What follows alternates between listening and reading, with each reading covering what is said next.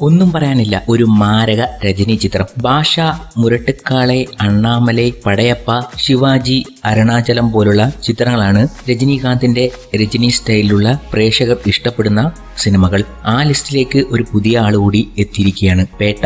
കാർത്തിക് സുബ്രാജ് എന്ന ഡയറക്ടർ ഒരു രജനി ഫാനാണെന്ന് പണ്ട് ബോബി സിംഹ തന്നെ ഒരു ഇന്റർവ്യൂവിൽ പറഞ്ഞിട്ടുണ്ട്. അതുതന്നെയാണ് പേട്ടയിൽ പൂന്തു വിളയാടിയിരിക്കുന്നതും. കാർത്തിക് സുബ്രാജ് എന്ന ഡയറക്ടറിന്റെ കയ്യിലുള്ള തലൈവരെയാണ് നമ്മൾ പേട്ടയിൽ കാണുന്നത്. കാർത്തിക് സുബ്രാജിന്റെ മുൻകാല ചിത്രങ്ങൾ എടുത്താൽ അവതരണ ശൈലി എന്ന് പറയുന്നത് ഒരു വ്യത്യസ്തതയാണ്. പീസായും ജിഗർദണ്ഡയൊക്കെ അതിന് ഉദാഹരണങ്ങൾ മാത്രം. എന്നാൽ അതിൽ നിന്നും ഏറെ വ്യത്യസ്തമാണ് ഈ രജനി ചിത്രം. രജനീസം തുളുമ്പി നിൽക്കുന്ന പേട്ട.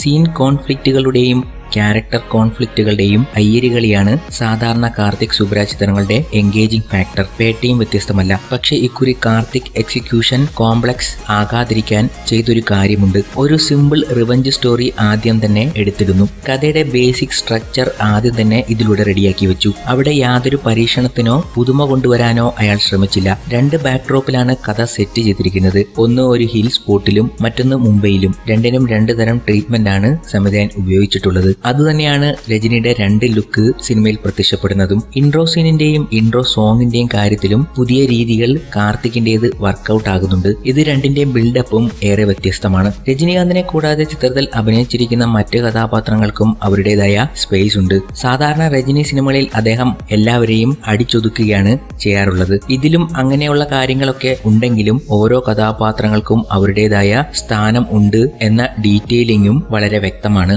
കാരണം ഈ സിനിമയിൽ ഒരുപിടി നല്ല അഭിനേതാക്കൾ അണിനിരുന്നു എന്നതാണ് എടുത്തു പറയാൻ കാരണം. പേട്ട ഒരു യൂഷ്വൽ രജനി ഫോർമുല ചിത്രം തന്നെയാണ്. ഒരു തലൈവർ ഫാൻ ഡയറക്റ്റ് ചെയ്ത് എന്ന് ഉറക്കെ വിളിച്ചു പറയുന്ന സിനിമ. ഫാൻസിന് ഒരു വിരുന്ന് തന്നെയാണ് ഈ പേട്ട. ഒരുപാട് നാൾക്ക് ശേഷം രജനീസം ആഘോഷിക്കപ്പെടുന്ന ചിത്രവും.